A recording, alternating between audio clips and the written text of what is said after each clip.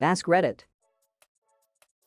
Doctors of Reddit, what is your most surprising, I can't believe I need to have this conversation with an adult, story? Paramedic here. Was driving with my partner and patient in the back. Patient was fine. Patient's skeezy boyfriend was riding in the front with me and apparently saw a golden opportunity to ask a question that had obviously been on his mind for some time. Him. So when cats and dogs eat grass, that means they have cancer, right? Me. No. No, it does not. Made for an awkwardly silent ride the rest of the way. Hahaha, WTF? And really, why did he even assume a paramedic would know whether or not animals have cancer? Not a clue. I had no idea how to respond to that question. Maybe I should have given him my vet's number. Save your life? Sure, I got this. Does your cat have cancer? Way out of my pay grade. Maybe that's what his parents told him when they put the dog to sleep. Not a doctor, yet, but an tech for 2 years. Mom comes in with her baby plus 2 more older kids. Complains that the baby hasn't pooped in a while and won't stop crying. As I'm settling them in with one of the nurses, the baby is bawling, like opera singer lungs bawling. Suddenly mom whips out a white plastic shopping bag and sticks an end in the kid's mouth, says, this is the only way she stops crying. Nurse and I share a look and immediately order an emergency x-ray on the kid's stomach. Turns out she had ingested a good amount of these bags, and it was blocking up in her stomach.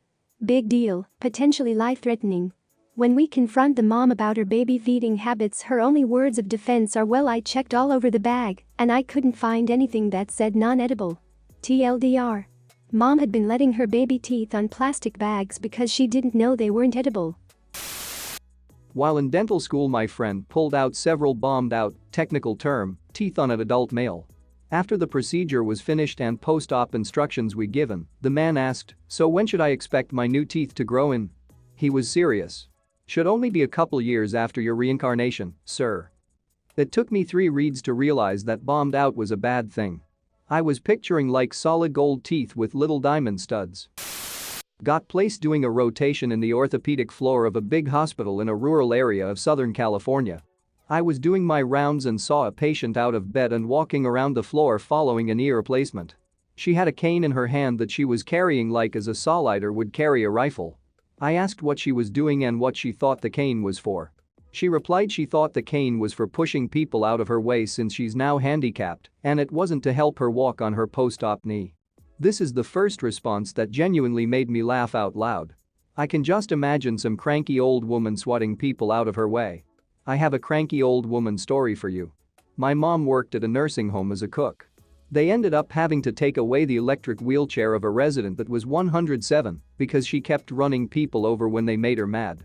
She was my mom's favorite resident. I knew someone from primary school, who had one arm, and during his later years of secondary, he actually got a prosthetic arm. It was a pretty good one, however he would sometimes remove it and hit people with it and broke it within the week. My friend did the same with her leg.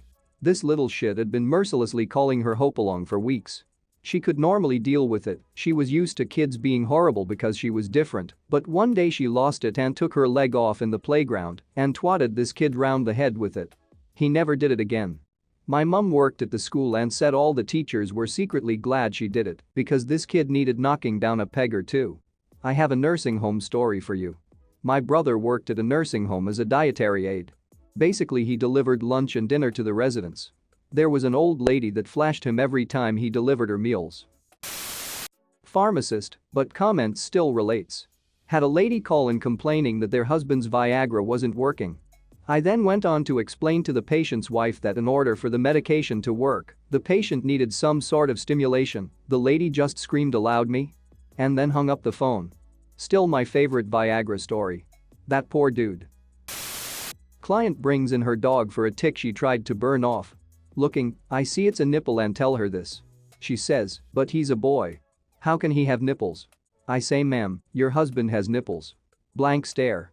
Then light bulb moment for her. That poor dog. My friend is a student doctor and is on placement at a small town doctor's office.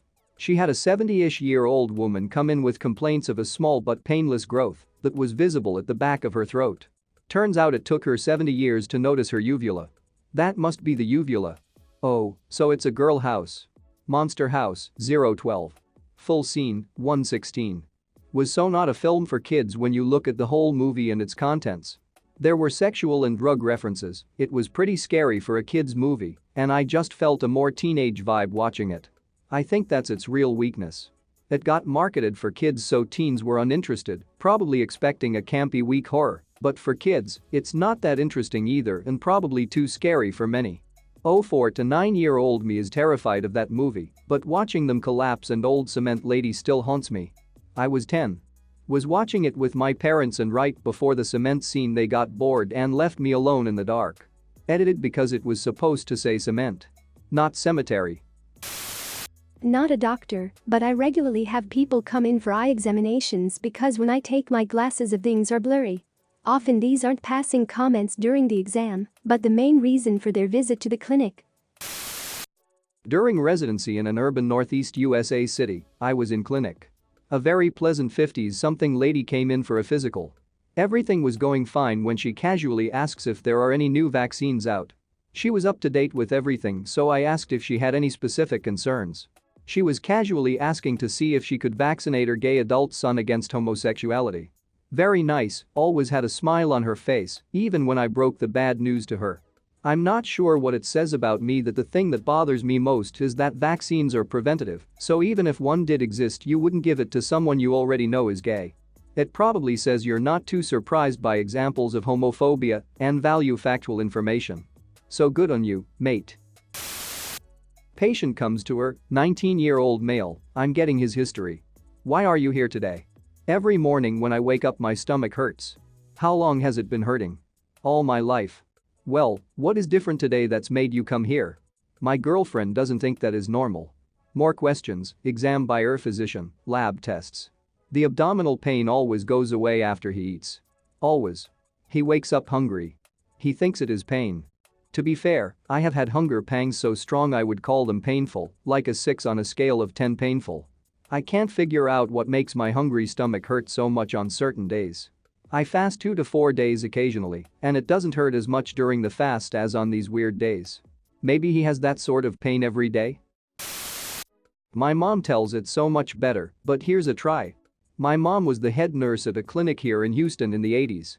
She worked for an old World War II doctor that had gone into private practice, old school GP, when he returned back to the States. Well, one afternoon she told me that they had a patient come in that was running a high fever and was complaining of pain in her pelvic area. Mom also tells me that there was a stench coming from the woman's lap that could only be described as enough to gag a maggot off a meat wagon. She begins to interview the patient who told her that her and her boyfriend had been sexually active and that she has been in pain since. She thought that the woman may have contracted an STD and asked her to undress and wait for the doctor to examine her. The doctor arrives and closes the door, only to reopen it a few seconds later, mentioning about the need for fresh air. The doctor noticed that there was a vaginal discharge, began to question the patient about her sex life, was it protected, non-protected, etc. According to mom, the patient told her, "No doc, we always use a rubber." The doctor looked down, then noticed that there was a small rubber band extending from the woman's vagina.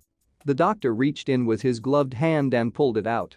What came next can only be described as a magician pulling the magic cloth out of someone's mouth. One rubber band after another came out over the course of the next 10 minutes. Finally, once they were all removed, the doctor had the talk with the woman about sex education and that rubber bands were not a successful contraceptive and not what they meant by wearing a rubber, and then wrote her a prescription for abs. TLDR. Mom was a nurse who had a patient use rubber bands as a contraceptive device who ended up with a severe infection and required medical attention to get them removed. That's disgusting as hell, but I wanted to comment mostly because you used the phrase gag a maggot off a meat wagon, which I've never heard anyone but my dad say. Funny to see it in the wild. My dad always says knock a buzzard off a shit truck. I'm glad to have learned one that's a little more appropriate for some situations. Not a doctor, dental hygienist had to explain that brushing your teeth with Comet the cleaner was not a good way to clean your teeth to a 40-year-old woman. Also had to tell a woman that painting her teeth with white fingernail polish was a bad idea. I saw an episode of My Strange Addiction where a woman would eat a little bit of Comet a couple of times a day. This behavior arose due to sexual abuse during her childhood. Eating Comet made her feel clean inside. The show her go see a dentist where she learned that she had to lose all of her upper teeth and most of her lower teeth due to the damage the comet caused. I had to explain to a grown man I still work with that tampons don't break down in a woman's urine after they were finished using them. He's been married 12 years.